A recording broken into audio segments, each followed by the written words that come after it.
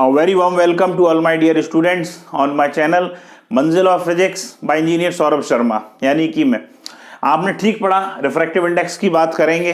Generally जब बच्चे refraction देखते हैं तो रिफ्रैक्टिव इंडेक्स उनको बहुत दिक्कत देता है, बहुत तकलीफ देता है। तो पहले इसको क्लियर कर लें, ये होती क्या चीज़ है, रिफ्रैक्टिव इंडेक्स बेसिकली क्या चीज़ होती है, तो समझना ध्यान से। पहले तो हम रिफ्रैक्टिव इंडेक्स को पढ़ने से पहले एक चीज़ ये देखें, जो लाइट है यानी जो लाइट रे है वो क्या है, इलेक्ट्रोमैग्नेटिक वेव है। ये बात आप जानते हैं, मैं भी जानता हूं इस बात को, मुझे मालूम है आप जानते हैं इस बात को कि लाइट क्या है, एक इलेक्ट्रोमैग्नेटिक वेव है। अच्छा, इलेक्ट्रोमैग्नेटिक वेव है, इसका मतलब क्या है, इलेक्ट्रिक फील्ड और मैग्नेटिक फील्ड के कॉम्बिनेशन से बनी हुई है। भाई जिस तरीके से एक लड़के की शादी लड़की से हो जाए तो भाई डॉक्टर बोलेगा बधाई हो आपको बच्चा हुआ है, ऐसा थोड़ी बोलेगा कि भाई बधाई हो आपको पिल्ला हुआ है, कुत्ता हुआ है, ऐसा थोड़ी बोलेगा। तो बेसिकली इलेक्ट्रिक फील्ड और मैग्नेटिक फील्ड के कॉम्बिनेशन से जो बनी है उसी को बोलते हैं हम लाइट। इलेक्ट्रोमैग्नेटिक स्पेक्ट्रम का एक हिस्सा है, विजिबल रीजन के अंदर पाया जाता है, ये हम जानते हैं। अब बात करें कि भाई अगर इलेक्ट्रोमैग्नेटिक वेव है तो ये रिलेशन जरूर हमने सुना होगा, C इक्वल्स टू 1/√, के अंदर μ0 इंटू एप्सिलॉन नॉट।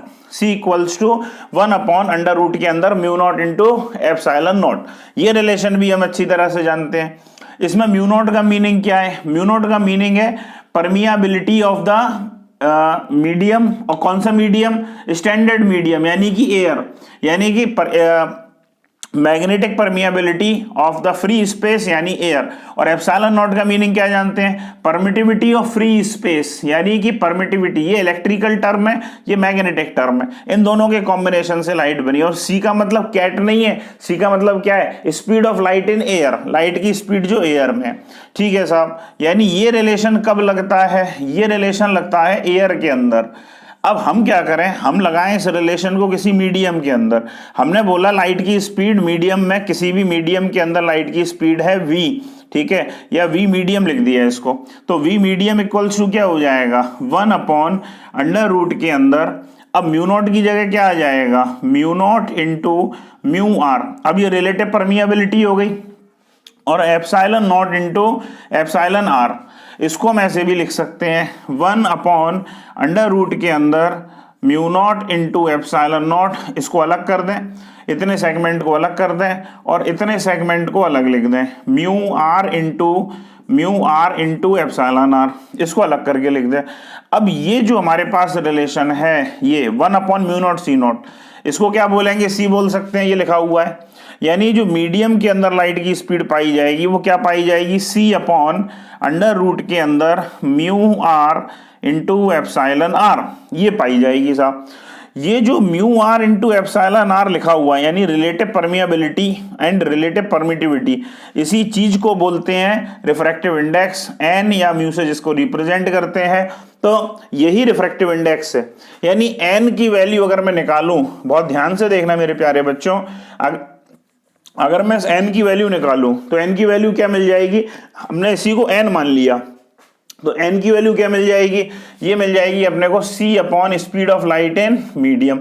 इसका मतलब क्या हुआ साहब, इसका मतलब ये हुआ जो रिफ्रैक्टिव इंडेक्स है वो हमें क्या बताता है, रिफ्रैक्टिव इंडेक्स हमें क्या बताता है कि एयर के कंपैरिजन में, यानी जो लाइट की स्पीड एयर में है उसके कंपैरिजन में जब किसी मीडियम में जाते हैं तो मीडियम में लाइट की स्पीड में कितना चेंज आता है। यानी एक ऐसा पैरामीटर जो हमें यह बताए कि लाइट की स्पीड में कितना चेंज आता है जब हम एयर से किसी दूसरे अदर मीडियम में जाते हैं, अदर देन एयर। किसी भी मीडियम में जाएं, वाटर में जाएं, गिलास में जाएं, अगर आपके घर में तेल का कुआं हो तो ऑयल में जाएं, तो सब किसी भी मीडियम में जाएं तो लाइट की स्पीड में कितना चेंज आएगा ये हमें रिफ्रैक्टिव इंडेक्स बताएगा। ये बात अपने को समझ में आई। अच्छा साहब, तो n इक्वल टू C/Vm हो गया।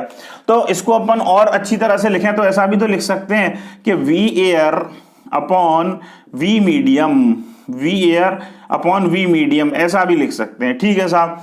अब एक रिलेशन हम जानते हैं, इसका और भी रिलेशन निकालें कि भाई जो जब रिफ्रैक्शन होता है, रिफ्रैक्शन होने के दौरान क्या क्या चीजें चेंज होती हैं, लाइट की स्पीड चेंज होती है। जब लाइट एक मीडियम से दूसरे मीडियम में जाती है तो लाइट की स्पीड में चेंज आता है, ये बात अपने को मालूम है।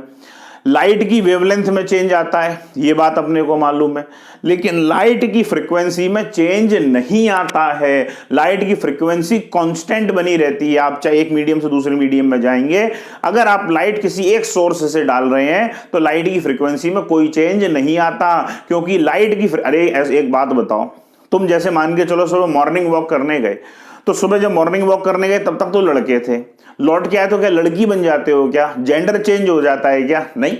जिस तरीके से आप चाहे सुबह अपने घर में रहो, चाहे किसी दूसरे के घर में जाओ, चाहे कहीं भी जाओ, अगर आप लड़के हो तो लड़के रहोगे, लड़की हो तो लड़की रहोगी। ऐसा थोड़ी हो गया जेंडर चेंज हो गया भाई साहब, हम रिश्तेदार के गए जेंडर चेंज हो गया, ऐसा थोड़ी होने वाला है। इसका मतलब क्या है? अगर हम सोर्स ऑफ लाइट को बदलेंगे तो ही लाइट की फ्रीक्वेंसी बदलती है। अगर सोर्स ऑफ लाइट सेम है तो फ्रीक्वेंसी में कोई चेंज नहीं आता। चाहे कितना भी मीडियम बदल दो, लाइट की फ्रीक्वेंसी सेम रहती है, क्योंकि वो सोर्स की प्रॉपर्टी है, सोर्स ऑफ लाइट को बदलने से ही बदलती है। यानी अगर पीली कलर की टॉर्च चमका रहे हो तो किसी भी मीडियम में देख लो पीली ही दिखाई देगी, लाल कलर की टॉर्च चमका रहे हो तो वो किसी भी मीडियम में देखो लाल ही दिखाई देगी, यानी फ्रीक्वेंसी सेम रहती है। तो अपन एक रिलेशन जानते हैं, क्या जानते हैं रिलेशन? कि speed equals to V equals to frequency into wavelength. तो रिलेशन है ये speed of light, speed, frequency और वेवलेंथ का ये रिलेशन है, speed equal to frequency into wavelength. तो हमने देखा कि भाई अगर फ्रीक्वेंसी कांस्टेंट रहेगी, फ्रीक्वेंसी में कोई चेंज नहीं आएगा, तो क्या मैं इसकी जगह, यानी v directly proportional to lambda है, मैं इसकी जगह ऐसा लिख सकता हूं क्या? लैम्डा एयर में जो वेवलेंथ रहेगी लाइट की upon lambda medium, upon lambda medium, ऐसा लिख सकता हूं साहब। तो n इक्वल टू मेरे पास c upon V M, V air upon V medium, या lambda air upon lambda medium, अपने को इतना मिल गया। और देखते हैं, एक साइंटिस्ट हुए कॉची, आपने ये नोट कर लिया होगा, आई होप सो आपने नोट किया होगा। एक साइंटिस्ट हुए कॉची, कॉची साहब, कॉची साइंटिस्ट का नाम है, जैसे आपका नाम लल्लू चुन्नू मुन्नू है, ऐसी साइंटिस्ट का नाम भी कॉची है। कॉची साहब ने ये बोला, कॉची साहब ने ये बोला, कॉचीज रिलेशन, कॉचीज ने ये बोला, कॉची भैया ने ये बोला कि जो रिफ्रैक्टिव इंडेक्स होता है म्यू, या जो एन से शो कर दो, वो इन्वर्सली प्रोपोर्शनल होता है वेवलेंथ के। म्यू इन्वर्सली प्रोपोर्शनल होता है किसके? वेवलेंथ के। तो अगर मैं रिलेशन को वैसे लिखूं तो कोई बुराई आपत्ति नहीं होगी मेरे पास कि साहब मान के चलो मैंने क्या किया, मैंने ये लिखा कि भाई भाई भाई भाई n1 अपॉन n2, यानी किसी एक मीडियम का रिफ्रैक्टिव इंडेक्स अपॉन दूसरे मीडियम का refractive index equals to lambda 2 upon lambda 1, बिल्कुल सही लिखा, इन्वर्सली प्रोपोर्शनल का रिलेशन है। और लैम्डा का वेलोसिटी के साथ रिलेशन डायरेक्टली प्रोपोर्शनल का है, v2 अपॉन v1 लिख दिया अपन ने साहब, इस तरीके से लिख दिया। तो n1 upon n2, lambda 2 upon lambda 1 और v2 अपॉन v1, ये अपन अच्छी तरीके से जानते हैं। और फ्रीक्वेंसी में कोई चेंज नहीं आएगा, फ्रीक्वेंसी एयर में हो चाहे किसी मीडियम में हो, फ्रीक्वेंसी सेम रहेगी। तो रिफ्रैक्टिव इंडेक्स अपने को समझ में आया क्या होता है, फिर बताऊंगा रिफ्रैक्टिव इंडेक्स के ऐसी प्रॉपर्टी जो ये बताती है कि एक मीडियम से दूसरे मीडियम में जब लाइट जाएगी तो उसकी स्पीड में कितना चेंज आएगा वो रिफ्रैक्टिव इंडेक्स बताएगा, वेवलेंथ में कितना चेंज आएगा वो रिफ्रैक्टिव इंडेक्स बता देगा अपने को। ये सारी बातें अपने को रिफ्रैक्टिव इंडेक्स से पता चल जाती हैं। I hope so you got this point, enjoyed this video.